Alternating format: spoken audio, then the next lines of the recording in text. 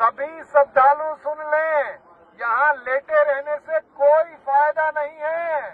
जो सोवत है सो खोवत है।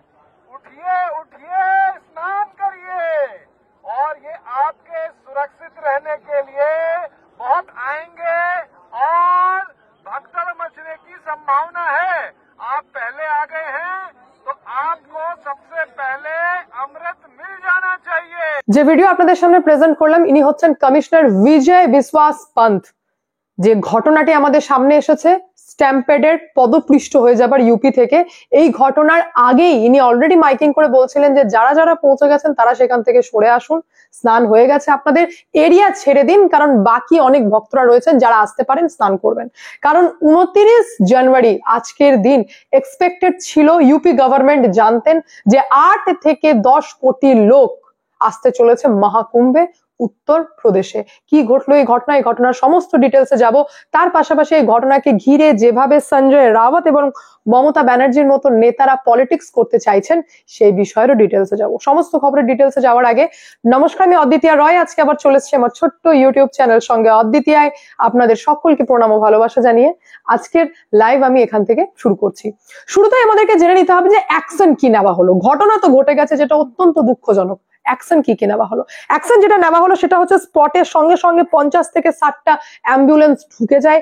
যোগী আদিত্যনাথের গভর্নমেন্ট এবং অ্যাডমিনিস্ট্রেশন যৌথভাবে এবং সেন্ট্রালের প্রধানমন্ত্রী নরেন্দ্র মোদী, অমিত শাহ টোটালি অ্যাকশন নেন। একে অপরের সাথে অন টেলিফোন কথা বলা হয়, যার মাধ্যমে 45 মিনিটের মধ্যে পুরো ঘটনাকে আন্ডার কন্ট্রোল করা হয়। যারা যারা আহত হয়েছে তাদেরকে প্রাইমারি ট্রিটমেন্টের জন্য মেলা স্থলেই, যেটা অস্থায়ী ক্যাম্প তৈরি করা হয়েছিল, সেখানে ট্রিটমেন্ট দেওয়া শুরু হয় এবং তার পাশাপাশি বাকি যারা গম্ভীরভাবে আহত তাদেরকে বেলি হসপিটাল এবং স্বরূপ রানী মেডিকেল কলেজে নিয়ে যাওয়া হয় সঙ্গে সঙ্গে, এবং 50 থেকে 60টা অ্যাম্বুলেন্স স্পটে এসে প্রত্যেককে রেস্কিউ করে এবং ঠিকঠাক ভাবে তাদেরকে হসপিটালে নিয়ে যায়। এটা একটা নিজের মধ্যে বিরাট বড় ব্যাপার। আমি এই কারণেই বলবো, কারণ 8 থেকে 10 কোটি লোক একদিনে উত্তরপ্রদেশের মহাকুম্ভে, একটা পার্টিকুলার জায়গা, এটা নিজের মধ্যে একটা মারাত্মক ব্যাপার। যেখানে জানিয়ে দিই যে ইউপিতে এই মিলিয়ে সেকেন্ড বার এরকম ঘটনা ঘটছে, যেখানে আমরা দেখতে পেলাম যে সিলিন্ডার ব্লাস্ট হয়েছিল, সেই ঘটনাকেও 15 মিনিটের মধ্যে ইউপি গভর্নমেন্ট কন্ট্রোল করেছেন, এবং এইরকম একটা ঘটনা ঘটলো যেটাও 45 মিনিটসের মধ্যে কন্ট্রোল করা হলো ইউপি গভর্নমেন্টের দিক থেকে। সব থেকে বড় ব্যাপার হচ্ছে যে এত মারাত্মক ঘটনা, যেখানে বেশ কিছু নিউজ মিডিয়ার মাধ্যমে এক্সাক্ট নাম্বার এখনো গভর্নমেন্ট হাইলাইট করেনি, আমাদের সামনে ওপেন হয়নি। বেশ কিছু নিউজ মিডিয়া বলছেন কেউ 10 জন মারা গেছে, কেউ 15 জন মারা গেছে, কেউ 13 জন মারা গেছে। এক্সাক্ট নাম্বার আমরা এখনো পর্যন্ত জানি না। সেখানে এটা জানিয়ে দিই আপনাদেরকে যে এত বড় ঘটনা ঘটার পরেও মিডিয়ার দিক থেকে বলা হচ্ছে যে এটা নিজের মধ্যেই একটা অ্যাডমিনিস্ট্রেশনকে দোষ দেওয়াটা খুবই সহজ এবং খুবই স্বাভাবিক ব্যাপার, কিন্তু এটা কন্ট্রোল করাটা নিজের মধ্যে একটা বড় অ্যাচিভমেন্ট। যেখানে পাকিস্তান মিডিয়া পর্যন্ত নাম নিচ্ছেন মহাকুম্ভের মেলা দেখে, যে কোটি কোটি লোক একটা পার্টিকুলার এরিয়াতে আসা এবং সেটাকে ম্যানেজমেন্ট করা কতটা ডিফিকাল্ট, কিন্তু এক ফোঁটা প্যানিক সিচুয়েশনের ক্রিয়েট আর নেই। মানে যেটা ঘটেছিল 45 মিনিটের মধ্যে কন্ট্রোল করা হয়েছে, তারপর পুরো সিচুয়েশনকে আন্ডার কন্ট্রোল করা হলো। কি ঘটনা ঘটেছে সেটা ছোট্ট করে আমরা জানবো একদম শর্ট ভাবে। সেটা হচ্ছে যে সমস্ত কারণ হচ্ছে মৌনী অমাবস্যা বা মাঘা অমাবস্যা। কারণ বলে দিই, আমাদের হিন্দু শাস্ত্রের মধ্যে না কিছু কিছু পার্টিকুলার টাইম ডেট উল্লেখ থাকে, যে যে টাইমকে আমরা একটুখানি রিলেট করে থাকি আমাদের রিলিজিয়াস, আমরা মনে করে থাকি যে স্পিরিচুয়াল যে সমস্ত ফোর্স রয়েছে তারা অ্যাক্টিভ হয়ে যায়, এবং ওই টাইমে যদি আমরা স্নান করি সেটাকে অমৃত স্নান বলে। এরকম বেশ কিছু কথা আমাদের হিন্দু ধর্মের প্রচলিত রয়েছে। এই সেম বিষয়টা ঘটছে যে 28 জানুয়ারি টু 29 জানুয়ারি ইউপি গভর্নমেন্ট জানতেন যে 8 থেকে 10 কোটি লোক আসছে, কারণ এটা হচ্ছে মহাকুম্ভের সেকেন্ড শাহী স্নান, যেটাকে ইউপি গভর্নমেন্ট নাম দিয়েছেন অমৃত স্নান, অর্থাৎ মহাকুম্ভের এটা দ্বিতীয় অমৃত স্নান। যেটা টাইম ছিল 28 জানুয়ারি 7:35 থেকে সন্ধ্যে 7:35 থেকে 29 জানুয়ারি সন্ধ্যে 6টা 5 পর্যন্ত। শুধুমাত্র ভক্তরা না, এই পার্টিকুলার টাইমে প্রচুর আখাড়া থেকে থাকে যে সমস্ত, অর্থাৎ বিভিন্ন রকম যে সন্ন্যাসীরা এসে থাকেন, বড় বড় সন্ন্যাসীরা বিভিন্ন দেশ বিদেশ থেকে এসে থাকেন, তারাও এই পার্টিকুলার টাইমে ঘাটে গিয়ে স্নান করতে প্রেফার করে থাকেন। এবং এই যে একটা মাইন্ডসেট যে ওই টাইমে স্নান করতে হবে, ওই টাইমে ঘাটে যেতে হবে, এটা একটা কোথাও না কোথাও মিসকমিউনিকেশন এবং গন্ডগোলের সৃষ্টি করেছে। কারণ ভোর রাত থেকে 29 তারিখ ভোরবেলার ঘটনা এটা, ভোর রাত থেকে লোকজন ভক্তরা ঘাটে পৌঁছতে শুরু করে দিয়েছিল, যেখানে পুলিশের মাইকিং এর মাধ্যমে বারবার বলা হয়েছে যে প্রচুর ঘাট করা হয়েছে, পার্টিকুলার ঘাটে অ্যাটাক করার দরকার নেই বা পার্টিকুলার কোনো ঘাটে যাওয়ার দরকার নেই, সমস্ত ঘাট কিন্তু ইকুয়াল ভ্যালু, সবই কিন্তু গঙ্গার ঘাট, সেই সমস্ত ঘাটে আপনারা ভাগ হয়ে যান। বেশ কিছু কারণ আপনাদেরকে জানিয়ে দিই। ত্রিবেণী সঙ্গম ঘাট বলে একটা ঘাট চরমভাবে হাইলাইট হয়েছিল, যে ঘাটে লোক যাওয়ার জন্য একটা পার্টিকুলার ভিড় প্রচুর ভাবে উভরে আসে। 3টে পয়েন্টের মাধ্যমে আপনাদেরকে বলবো যে এই স্ট্যাম্পেড বা পদপৃষ্ঠ কেন হয়েছে। প্রথমে তো জানিয়ে দিই যে হ্যাঁ, একটা মিসকমিউনিকেশন হয়েছে, যেখানে প্রচুর ক্রাউড এক জায়গায় হয়ে যাওয়ার পর তাদের অর্ধেকজন ভাবছিলেন ঘাটের দিকে যাব, অর্ধেকজন ফিরে আসার চেষ্টা করছিলেন। এই যাওয়া এবং আসা অর্থাৎ একই রুটের মধ্যে লোকজনের যে ধাক্কাধাক্কি শুরু হয়ে যায়, এর মধ্যে একটা কোথাও না কোথাও গ্যাপ তৈরি হয়ে গেল। ঠিক আপনারা রিলেট করতে পারবেন, রথের টাইমে পুরীতে যখন আমরা জগন্নাথ দর্শনে যাই এবং সেই ভিড়ে যে একটা ঠেলাঠেলি, একটা বড় রাস্তাকে ফাঁকা করা হলেও যখন আমরা ভিড়ের মধ্যে ঢুকে যাই, তখন আমাদের হাতে বা আমাদের কন্ট্রোলে আর কিছু থাকে না, না ডান দিক না বাঁ দিক, ভিড়ই আমাদেরকে এমন ভাবে ঠেলে যে আমরা ওই ঠেলার সাথে সাথে জগন্নাথ দর্শনের দিকে এগিয়ে যাই। তার মধ্যে অনেক লোক অসুস্থ হয়ে পারে, অনেক লোক মাথা ঘুরে পড়েও যেতেও পারে। এরকম প্রচুর ইনসিডেন্ট আমরা কিন্তু পুরীর জগন্নাথ বলে থাকুন বা এরকম বিভিন্ন জায়গায় দেখে থাকি। মহাকুম্ভে যেটা হয়েছে, এটা প্রচুর পরিমাণে, মানে 8 থেকে 10 কোটি লোক, আপনারা ভাবতে পারছেন যে সংখ্যা নিয়ে তো এক একটা দেশ তৈরি হয়ে যায়। 8 থেকে 10 কোটি লোক এক জায়গায় হয়ে গেছেন, ভোর রাত থেকে যেতে লেগেছেন পার্টিকুলার ঘাটে, যেখানে প্রথম কারণ হিসেবে জানানো হচ্ছে ব্যারিকেড ভেঙে যাওয়া। অর্থাৎ এতটাই ক্রাউড তৈরি হয়ে গেল, এবং যে কথা বললাম যাওয়া আসা, কে কোন দিকে যাবে অর্ধেক লোক বুঝতেই পারেনি। তো এই ভগদড়ের মধ্যে, এই ধাক্কাধাক্কির মধ্যে ব্যারিকেড ভেঙে যায়, এবং ব্যারিকেড ভেঙে যাওয়ার জন্য এরকম ঘটনা ঘটে। যে 3টে কারণ বলছি, এটা 3 জন উইটনেস জানিয়েছেন যে এইরকম ঘটনা ঘটেছে। কারণ 0 পয়েন্টে যে সমস্ত লোকজন ছিলেন তারা বলেছেন যে আমরা নিজের চোখে দেখেছি ব্যারিকেড ভেঙে যেতে। কিছু শ্রদ্ধালু জানিয়েছেন যে এক্সিট রুট নাকি ব্লক হয়ে গেছিল। এই যে বিভিন্ন রকম সিস্টেম করা হয়ে থাকে যে এই দিক দিয়ে প্রবেশ, এই দিক দিয়ে বেরোনো, এই যে রুট ম্যানেজমেন্ট, এই যে রাস্তার ম্যানেজমেন্ট করা হয়ে থাকে, তো সেক্ষেত্রে এক্সিট রুট ব্লক হয়ে যাওয়ার জন্য এরকম একটা ঘটনা ঘটে যায়।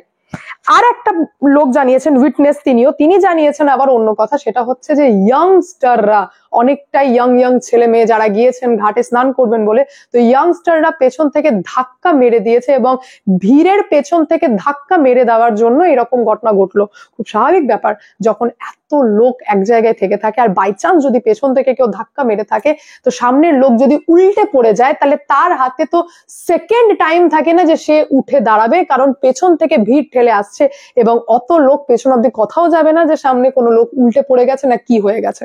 খুব স্বাভাবিক ব্যাপার, যদি একটা লোক উল্টে পড়েও গিয়ে থাকে, তো সেই টাইমেও যে ক্যাওয়াস তৈরি হয়, যে চিৎকার চেঁচামেচি তৈরি হয়, তাতে ভগদড় প্যানিক ক্রিয়েট হয়ে যায়, এবং তার মধ্যে এরকম পদপৃষ্ঠওয়ালা ঘটনা সামনে এসেছে। কিন্তু আমাদের জন্য যেটা সব থেকে বড় ব্যাপার, সেটা হচ্ছে 45 মিনিটসের মধ্যে আমরা দেখতে পেলাম যোগী গভর্নমেন্টের অ্যাকশন, এবং যে অ্যাকশনের মাধ্যমে পুরো ঘটনা আন্ডার কন্ট্রোল করে নেওয়া হয়েছে। এবার আসি যে মহাকুম্ভের দিকে কালো কালো নজর কাদের। 15 জানুয়ারি একটা রিসেন্ট কার ঘটনা আমি আপনাদের সামনে বলছি। 15 জানুয়ারি সুলতানপুর থেকে প্রয়াগরাজ আসছিল একটা ট্রেন, এবং সেই ট্রেনে পাথরবাজি করা হয়, পাথর ছুঁড়ে মারা হয়। তার মানে এটা নিজের মধ্যে একটা কেমন যেন বিচ্ছিরি একটা ব্যাপার, যে কেন ভাই পাথর কেন মারা হবে, পাথর কেন ছোড়া হবে, এত রাগ কিসের? যেখানে সিলিন্ডার ফাটাওয়ালা একটা ইনসিডেন্ট আমরা দেখলাম ইউপিতে ঘটলো, প্রয়াগরাজে মহাকুম্ভে, যেটাকে নিয়েও একটা ক্যাওয়াস তৈরি করার চেষ্টা হলো, কিন্তু 15 মিনিটের মধ্যে পুরো সিচুয়েশনটাকে কন্ট্রোল করে নেওয়া হয়েছে। এই সমস্ত কিছুর মধ্যে আমরা দেখতে পেলাম যে না, নো ডাউট, কোটি কোটি লোককে ম্যানেজমেন্ট করা, মানে সমালোচনা করা তো ইজি, বাট কোটি কোটি লোককে ম্যানেজ করা এবং ওই একটা পার্টিকুলার এরিয়াতে, এটা নিজের মধ্যে একটা বিরাট বড় চ্যালেঞ্জিং। হ্যাঁ, চ্যালেঞ্জিং হতেই পারে, যার সরকার সে বুঝুক, বাকি নেতা দায় নেবে কেন? কারণ নেতাদের কাজই তো হচ্ছে পলিটিক্স করা। আর এই মহাকুম্ভের মতো ম্যাটার নিয়ে যদি আমি পলিটিক্স করতে পারি তাহলে এর থেকে ভালো বিষয় আর কি হয়ে থাকে। ঠিক সেই কারণে আপনাদেরকে জানিয়ে দিই, সঞ্জয় রাওয়াত তিনি নিজে বলতে শুরু করলেন বেশ কিছু মিডিয়াকে যে খুব খারাপ ব্যাপার, খুব বাজে একটা ঘটনা। তো ডেফিনেটলি বাজে, কিন্তু আমি তো বলবো যে কোটি কোটি লোকের মধ্যে যদি সংখ্যা 15 হাইয়েস্ট ধরে থাকি তাহলে সেটাও খুব কম, খুবই কম, যেটা আমাদের উচিত কিন্তু প্যানিক ক্রিয়েট না করা। এবং সঞ্জয় রাওয়াত জানিয়েছেন যে অখিলেশ যাদবের টাইমে নাকি মহাকুম্ভ হয়েছিল এবং কুম্ভ মেলা হয়েছিল এবং সেই কুম্ভে নাকি মানে দারুণ ম্যানেজমেন্ট ছিল, কেমন মানে সিস্টেমটাই নাকি অন্যরকম ছিল, দারুণ অখিলেশ যাদব कंट्रोल করেছিলেন। अखिलेश यादव जी के कार्यकाल में जो कुंभ हुआ था उसकी याद निकालते, वो व्यवस्था सर्वोत्तम व्यवस्था थी अखिलेश यादव जी की। आज भी मैं बात करता हूँ लोगों से तो बोलते नहीं हम उस बार भी आए थे जब अखिलेश यादव जी मुख्यमंत्री थे, उस वक्त सर्वोत्तम व्यवस्था।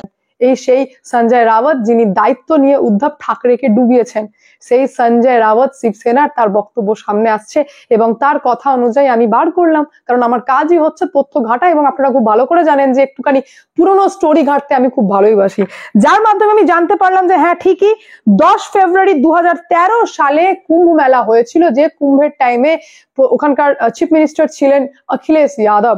এবং সেই টাইমে আমি জানতে পারি যে এলাহাবাদ নামও ভুলে গেছি কারণ প্রয়াগরাজ বলে বলে অভ্যাস হয়ে গেছে, এলাহাবাদে 42 জন মারা গেছিলেন এবং 45 জন আহত হয়েছিলেন। 42 জন মারা গেছিলেন, 45 জন আহত হয়েছিলেন। ভাই খবর দিচ্ছে তো ঠিকঠাক করে দিন, কেমন ম্যানেজমেন্ট, যে ম্যানেজমেন্টে মহাকুম্ভ ছিল না। মহাকুম্ভ মানে তো কুম্ভ মেলা তো এমনি হতেই থাকে, আপনারা জানেন যে 6 বছর পর হয় কুম্ভ মেলা, কিন্তু লেগেই থাকে। মহাকুম্ভ 144 ইয়ার্স পর, যেখানে কোটি কোটি লোকের সমাবেশ, দুটোর মধ্যে তো কম্পেয়ারই হয় না। বাট কম্পেয়ার করেও দেখলাম এই মারাত্মক আখড়া, 42 জন মারা গেছিল। সুতরাং আমি দোষ দিচ্ছি না, আমি এটা জানি যে অত ভিড়কে কন্ট্রোল করা খুবই ডিফিকাল্ট। আসি এবার আমাদের দেশের সব থেকে উন্নত রাজনৈতিকবিদ মুখ্যমন্ত্রী মমতা ব্যানার্জি, তার অভিজ্ঞতা যে কোনো ক্ষেত্রে আপনাদেরকে তাক লাগিয়ে দিতে পারে। কি উকিল, কি ডাক্তার, কি নার্স, প্রত্যেকটা বিষয় পুঙ্খানুপুঙ্খ ভাবে একদম নিখুঁত ভাবে এক্সপিরিয়েন্সড আমাদের রাজ্যের মুখ্যমন্ত্রী মমতা ব্যানার্জি। হ্যাঁ, এটা হতেই পারে যে আমাদের রাজ্যের সরস্বতী পুজো, দুর্গা পুজো হওয়ার টাইমে ঝামেলা হয়, দিদি বলেন যে ভাই পদপৃষ্ঠ দূর কি বাত, যদি ঝামেলা হয়ে থাকে তো পুজোই বন্ধ করে দাও। এই হচ্ছেন আমাদের রাজ্যের মুখ্যমন্ত্রী, যিনি আবার পোস্ট করেছেন এবং গঙ্গাসাগর মেলার সাথে কম্পেয়ার করে তিনি জানাচ্ছেন সেটা আমি একবার আপনাদের সামনে প্রেজেন্ট করি, তাহলে আপনারাও খুব ভালোই বুঝতে পারবেন। ম্যাডাম টুইট করেছেন এবং টুইটের মাধ্যমে প্রথম থেকে কি বললেন সেটা আমাদের জানার দরকার নেই, আমরা একটু ফোকাসফুল হব সেকেন্ড স্ট্যান্ডাতে, যেখানে লিখেছেন যে মাই লার্নিং, দিদির লার্নিং আবার চরম বিখ্যাত।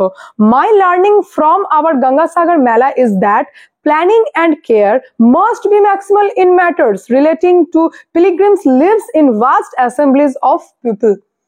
দিদি গঙ্গাসাগর মেলা থেকে বুঝেছেন যে এই প্ল্যানিং আর কেয়ারটা কিন্তু মানে বিরাট একটা ব্যাপার, যেটা দিদি করে থাকেন এবং তার সমস্ত প্ল্যানিং এর মাধ্যমে সব সেট খায়। একদম দিদির আরজিকর ম্যাটার মনে করিয়ে দিলেন, তার প্ল্যানিং এবং কেয়ারের জন্য এত সুন্দর করে আরজিকরটা ডিল করেছেন মুখ্যমন্ত্রী মমতা ব্যানার্জি যে আমাদের বলার ভাষা নেই।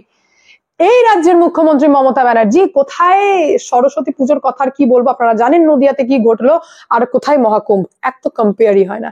সেকেন্ড আমি বলবো যে হ্যাঁ আমি প্ল্যানিং আর কেয়ারের কথা বলছি। দিদি বলেন ফারাক্কার জয়নগরে নাকি আমরা মামলা দেখেছি বলে আমরা ফাঁসি দিয়ে দিয়েছি, সিবিআই কি করলো? ভাই সিবিআই তো ঘাস ছিটছে সেটা আমিও দেখতে পাচ্ছি, কিন্তু এটা বলেন না যে ফারাক্কার জয়নগর আর আরজিকর মামলা তিনটেই এক। কারণ ফারাক্কার জয়নগরের অপরাধীদের হাতে অ্যাটলিস্ট রাজ্যের মুখ্যমন্ত্রীর হাত ছিল না, যেখানে আরজিকর রেপ এন্ড মার্ডার মামলায় রাজ্যের মুখ্যমন্ত্রীর হাত অপরাধীর মাথায় আমরা দেখতে পাচ্ছি।